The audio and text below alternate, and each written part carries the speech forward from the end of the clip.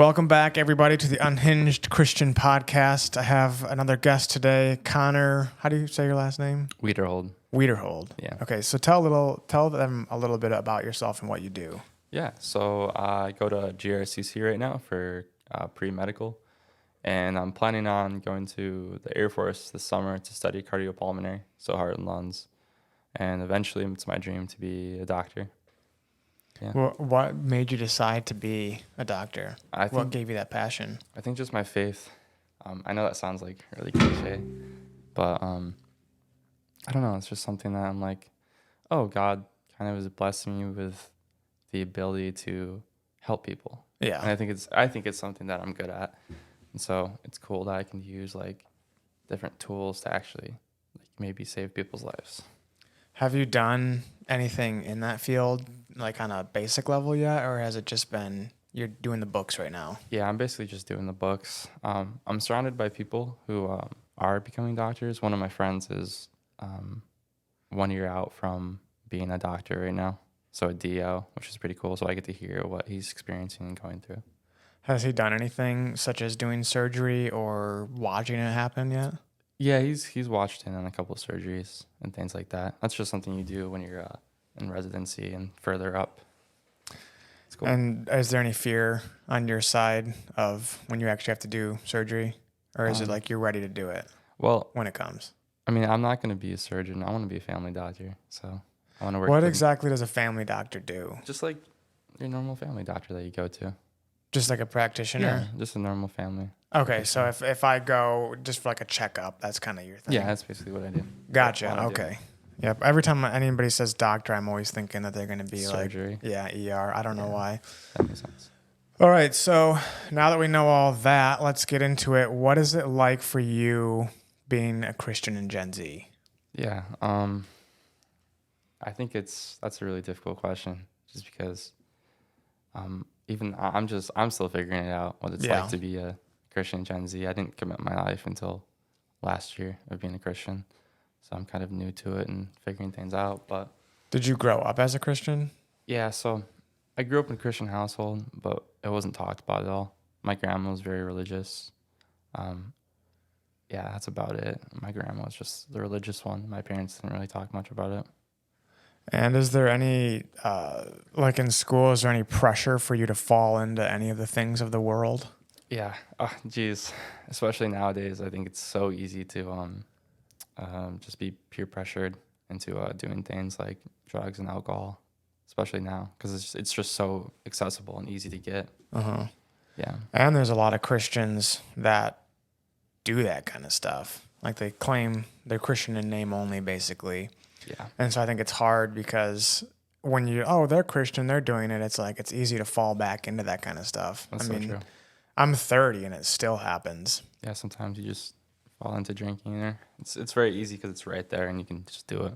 Yeah, well, I don't mean I fall into it frequently. I'm just saying like there's people my age who are calling themselves Christians and they still are doing the things that they would have done when they were of the world. Yeah. So tell me more about what it's like for you being a Christian, like at GRCC. Like what can you tell me like what your experience is like? Yeah, I mean, I feel like a lot of the time I'm learning that I need to express my faith and spread the gospel. And going to college, I try to do the best I can to spread the gospel. Whether that me walking up to people and just speaking to them about it openly. And actually, in one of my classes, it's a lab class, so we're just doing chemistry work. And basically, there's a person next to me who was just preaching the gospel to someone, and he got him to go to church again, which was amazing. It's like so cool. Is it difficult for you to just go up and approach random people and talk to them about it? Yeah, I think it's really hard. I think it's really scary. For a lot of people, it's really scary to just come out of their shell and just walk up to a random person and start preaching the gospel. Like that's not something that's normal in this world. No. What does that look like for you when you go up and talk to them? I mean, a lot of the times people don't really like listen, or they'll listen to you and be like, "Oh, okay, cool," but they don't really care. Yeah. They're not mean about it, I feel like, a lot of times. Do you ever feel any level of embarrassment when they talk about it that way towards you? Just they don't care? No, I don't get embarrassed. You know, it's my job as a Christian to spread the gospel. So if they say no, then that's their choice. Yeah. And has anybody ever attacked you for it? No, I don't think so. I personally have never been attacked. I've had friends and family members who have been attacked, but right now I haven't been. Like physically they've been attacked or just... No, like wicked words, verbally. Okay, yeah. Yeah. Yeah, I guess being a Christian Gen Z, it's so important to look at the statistics and facts. And I feel like, if you look at it, 4% of Gen Z worldwide is Christian or says that they're Christian. Only 4%? 4% worldwide, and about 46 to 50% in the U.S., which is a crazy statistic. That's almost half. I mean, half in the U.S., but worldwide too. But yeah. What is your church life like? Church life? Yeah. I didn't start going to church until almost a year and a half ago. I go with my girlfriend right now and her family, so it's really nice to have that kind of community. But I like my church. I've been to a few churches that I don't really like their sermons or how the pastors speak about the Bible. What's a sermon? What's an example? You don't have to give names, but Yeah. what's an example of a sermon that you wouldn't like? I think just that's a very specific question. I mean, it kind of depends what they're talking about. But I've heard people like speak about like historical events and then comparing it to now, and that's just something I personally don't like. There's like a way of going about that they don't do a good job with. Historical events that have happened within the last 500 years, or the historical events of the Bible? Like the historical events of worldwide, like They might use World War II for an example or something. Stuff like that. Exactly. Yeah, that is annoying. It's just because, touchy. Yeah, it's like they are just taking something and putting their idea of what the Bible could mean in it, and it's just like not how it's really supposed to be. Yeah. What's an example of... So what kind of church do you go to now? What denomination? I honestly don't. I don't really know. I want to say denominational. I go to Orchard Hill. It's on 3 Mile, off of 3 Mile. Oh, so that's the Reformed one. Is it? Yep. My buddy goes there, actually. Oh, really? His name's Andy. It's awesome. Sarmiento. He does... I don't know. I think he does the sound there. But Oh, yeah. Is he shorter? yes. Yes, I know Andy. With the glasses? Yes. Yep. Yeah. That's Andy. That's funny. Small world. Mm-hmm. So what do they teach that you do like? So they have 3 pastors. They have a main pastor, and then they have 2 other pastors. Okay. And one of them kind of focuses on evangelism. So she's really vocal about going out in public and doing things, or going to people's places for dinner, or inviting them.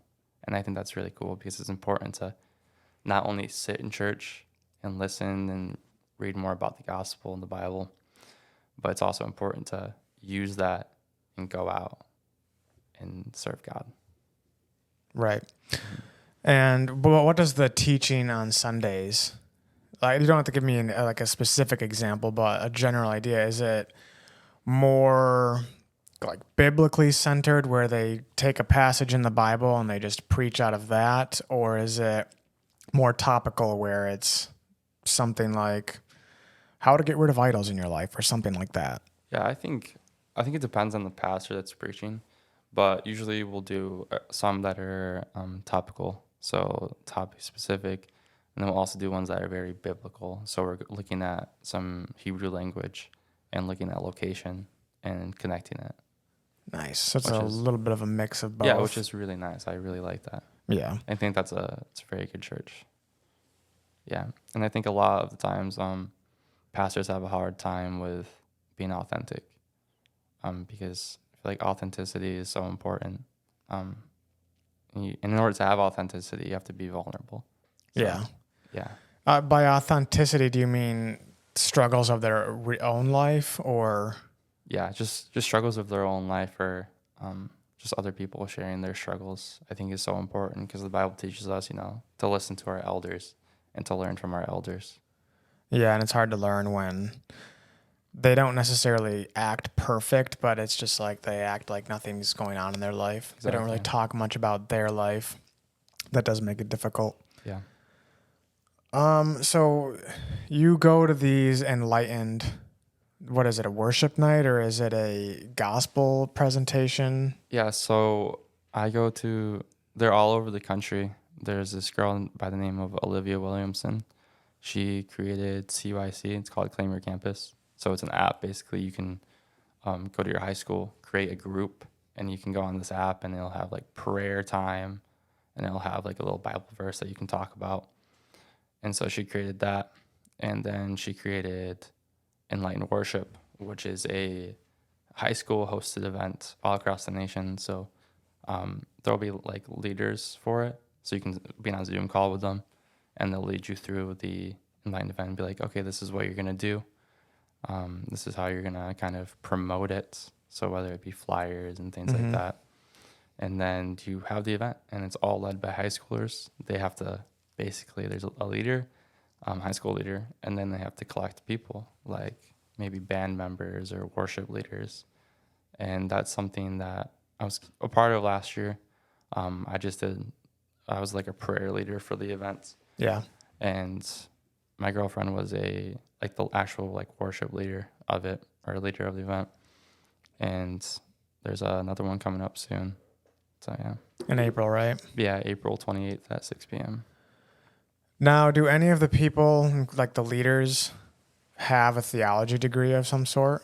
No, that's the cool thing is it's all Gen Z ran. That's the point of the worship nights, is to just have Gen Z people just leading a worship night, and anyone can come, whether it be like parents or anything. Wouldn't it be a little important for somebody there to have some degree of theological knowledge? I think because it's not a sermon and it's more of a worship-based event, we don't really need that like theology, because it's supposed to be raw. It's supposed to be authentic, like I was talking about. Like these are kids that are in Gen Z being vulnerable and sharing their testimonies and stories and what they're going through. Yeah, I mean, where I'm coming from though is, I'm not like, I don't want to have a huge, massive debate, but when we're talking about our relationship with God, which I think is important, there's doxology, which is the relationship with God, and there's the theology, which is the knowledge. Yeah. When it comes to me, it's like, I think there's problems with going too far both ways, or leaning too far one way, I should say. Yeah. If you're way too theological, but there's no relationship, it's like, what are we doing? Because then it's just knowledge. But if we're way too relationship, it's like we can't have a relationship with someone that we don't understand. Mm-hmm. And that's where I think the study of God and having like a little bit of a theological background is important. You say it's just worship, which is different because they're not preaching a sermon. Okay, that's fine, but worship is still a very important part of our Christian walk. Yeah. And I do think that they would be helpful if someone there had some type of knowledge. Yeah. Or like, what kind of knowledge are you talking about? Like a degree in something, or because all these kids attend church and they have like different theology groups, like Bible studies, and so that they're a part of.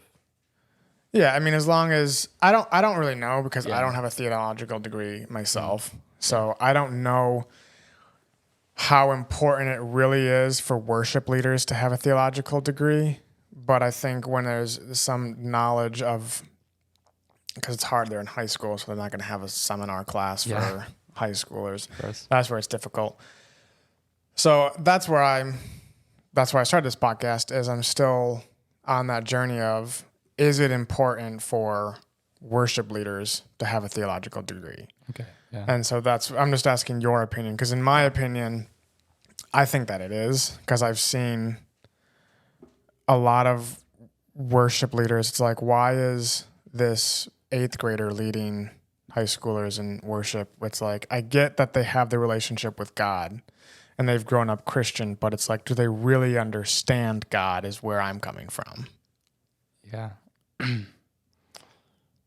Because just because it's an experience doesn't mean that it's actually God. Yeah, that's true. Because your emotions might just be tied to the world and not God. That makes sense. Exactly. I don't know. That's a really hard question. I know. That's really difficult to figure out. It is.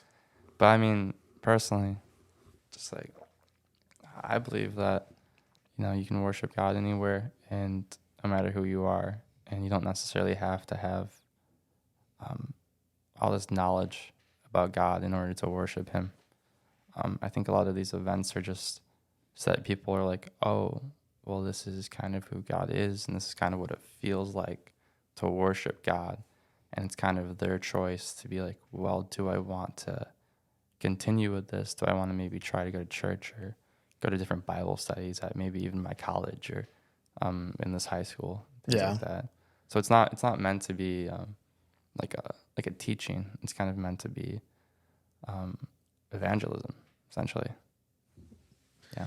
And what is your best, like, what do you think is a good way to go about evangelizing? Because we can do like the soft approach where it's like, okay, we're not giving you a lot, but then what happens if somebody goes to that and then thinks, okay, I'm going to figure out Christianity, but then they get to it and then there's all this mention of sin and they start reading the Bible in depth. And there's some pretty weird stuff in the Bible of the Old Testament if it's not taught properly.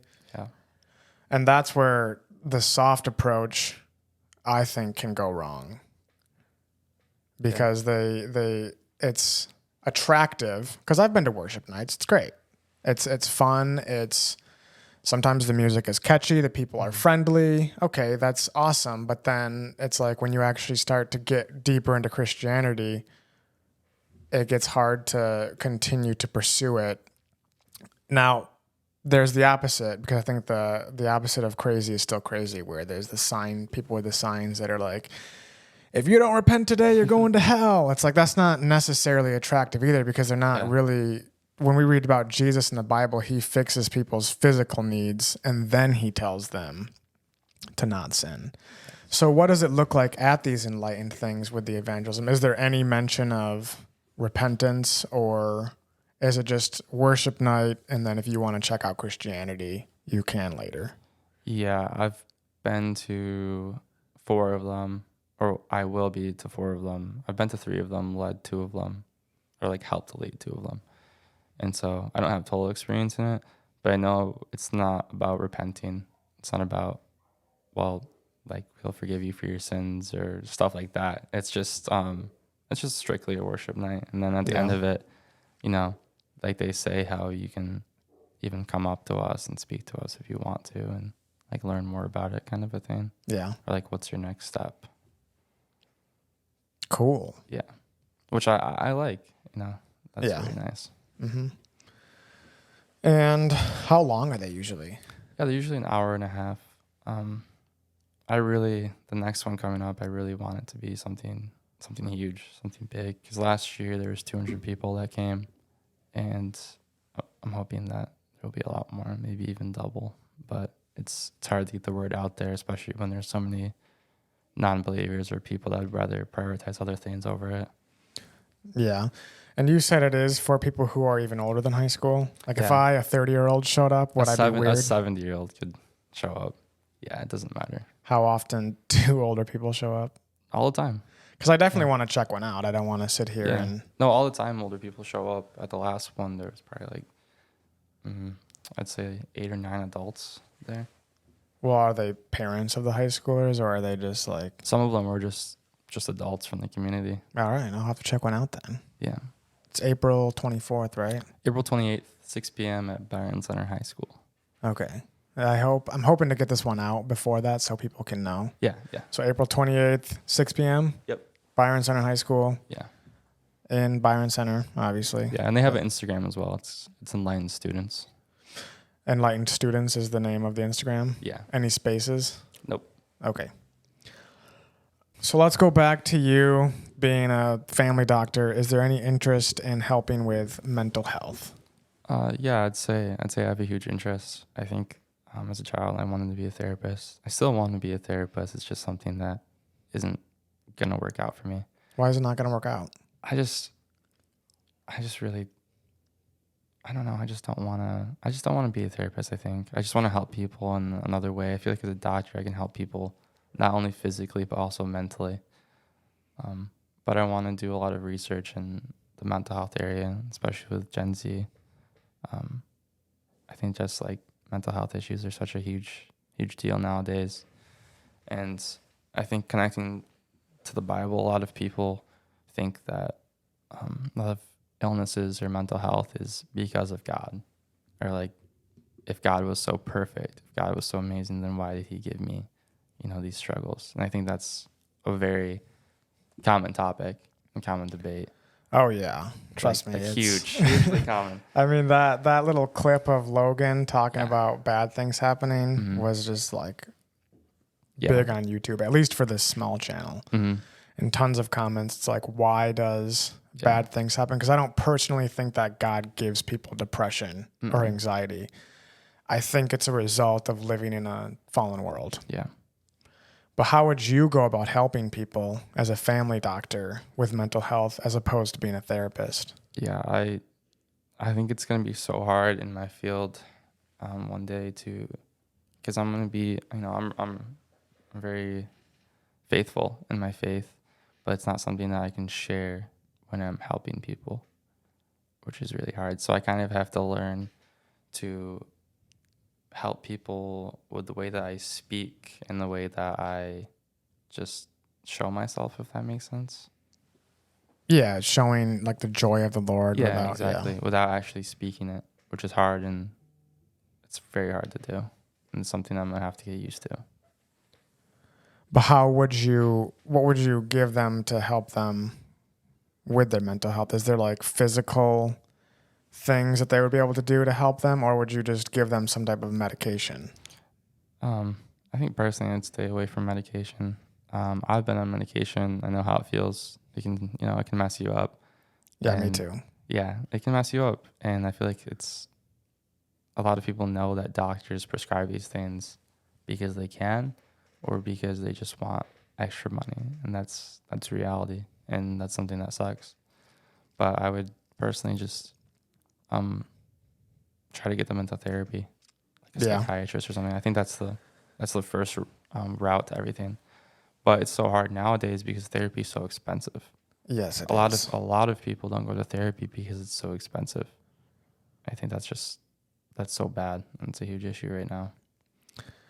I think too is now I want to start this off by saying that yes, I do think that mental health is sometimes actually problems with the brain. Yeah. I'm not going to tell anybody to get off medication. Yes. But I think that a lot of times it can come down to our diet. It can be you're not getting enough sunlight. You're not exercising enough.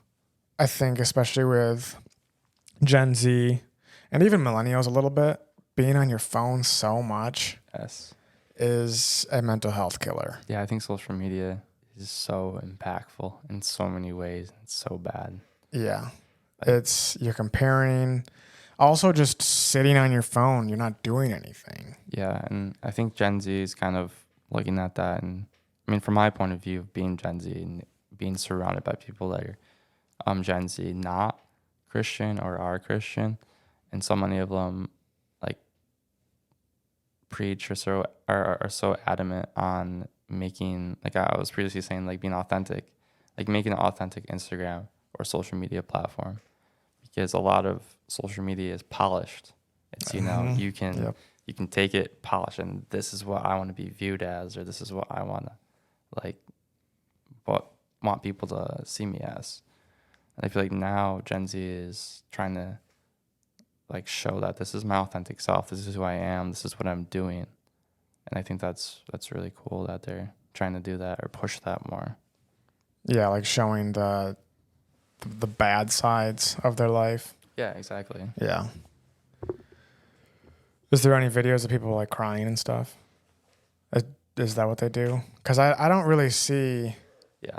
I mean, I guess I could say I'm not really on social media a lot. I'll go on and post a reel just to help promote the podcast, but then I'll delete it because I just don't like not delete the post, but I'll delete my app. Yeah. Yeah, that makes sense. I think that, I agree with you on that. But how do people show what is it that they do to show their authentic self? Yeah, I guess who they are as a person, depending on what they believe in. A lot of my Christian friends aren't afraid to post things about God and about Jesus, whether that be them speaking to a camera and just talking about some Bible studies they've done or the gospel. And, even people like other worship nights, just like they have videographers for it, and they'll just show like raw like footage of them worshiping.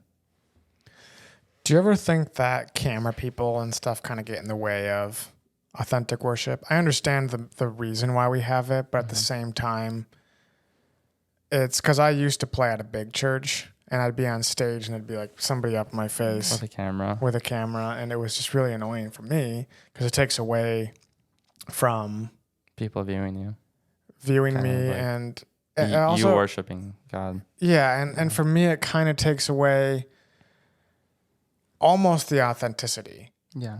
What if they weren't there? Are we still going to worship the same way? Or are we just hyping it up or or am I just raising my hands because there's a camera? Exactly.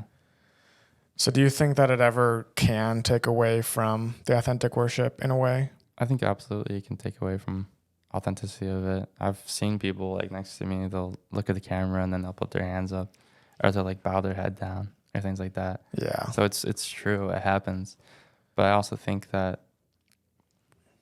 I feel like we need people to be videographers because we need to show the world like what is going on. Yeah, it's kind of a win-lose. You're going to have people It's something you have to do. It's something that's like social media exists and it's going to exist forever. Yeah, there's nothing we can do about it. And if we have the platform, we might as well. Yeah, because so many people have come to Christ just through social media. Yeah, because they can look it up. People are curious about the truth. They don't know what it is. Maybe there's a bad church in their town and they don't know what to do. Or maybe they're scared to go to church at that point because they're afraid they don't know anything. And in that way, I think social media has been helpful. There is some good that comes out of it. It's really like a win-lose thing. There's going to be the bad, but then there's also the good. It's true. Yeah, I agree with that. Sweet. Well, do you have anything else to say about the mental health? Otherwise, we can end this podcast. We're at about 30 minutes, so that's a good. That was 30 minutes. Yeah. That's crazy. You surprised? Yes. What did we even talk about? All sorts of stuff. It happens. It just goes. What's that? What's what? The notes. That is I write down each day what I practice on my bass. That's cool. Do you have anything to talk about? Not really. Me neither. All right. Well, Connor, thank you so much for coming on, and I hope to see you again on here, and have a blessed week. Thank you so much. You too. Thank you.